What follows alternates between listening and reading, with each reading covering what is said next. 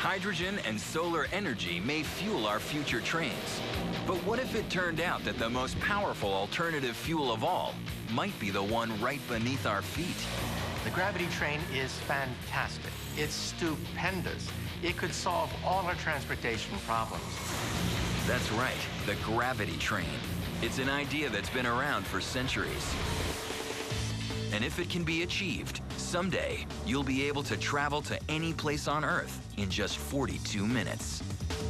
Imagine going from Tokyo to Paris, Prague to LA, Reykjavik to Seoul, all in 42 minutes. No supersonic engines, no turbojets. All you need, gravity. It sounds crazy, but in theory anyway, it could happen. Hey, on paper, it seems to work. Believe it or not, if you want to go to China and you could somehow drill a hole through the center of the Earth, it would only take 42 minutes and 12 seconds for a one-way trip to China. This is sure faster than a slow boat to China. Assuming you could drill a hole like that and suck the air out of it so there was no resistance, the force of gravity would essentially let you free fall all the way down to the center of the Earth. If you get into this gravity train and you hit the down button, basically you're in free fall. As you get toward the center of the Earth, you accelerate to up to 18,000 miles per hour.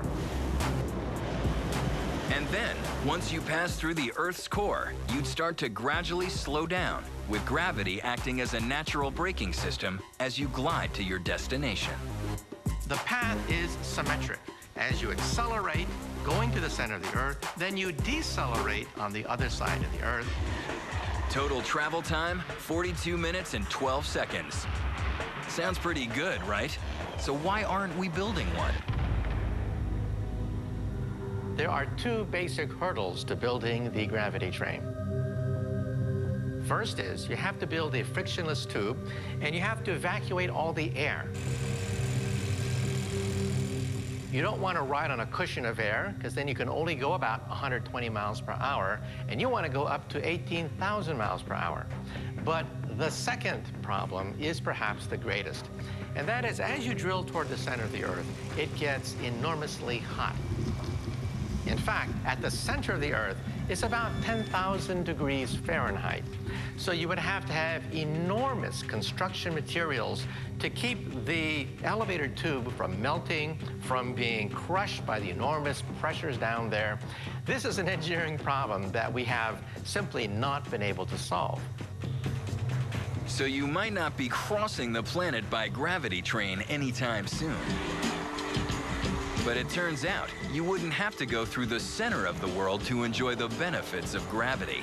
Perhaps in the future, if we drill at an angle, at a very shallow angle, rather than to the core of the Earth, then perhaps we won't encounter such enormous pressures and temperatures, and then we might be able to evacuate this tube to create a frictionless gravity elevator, a gravity train, that'll take you anywhere on one side of the Earth in 42 minutes.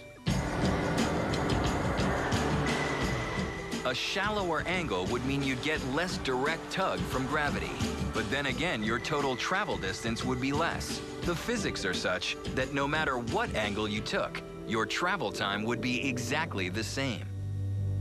The longer the track, the faster you move, and the two effects just balance each other out exactly. And that's why it only takes 42 minutes, 12 seconds to go anywhere on the surface of the Earth. This could revolutionize travel on the Earth. So, someday, if we can work out the small details of crushing pressure and vaporizing heat, you could spend your lunch hour shooting from New York to Miami or New York to Beijing. But the revolution in train travel isn't waiting.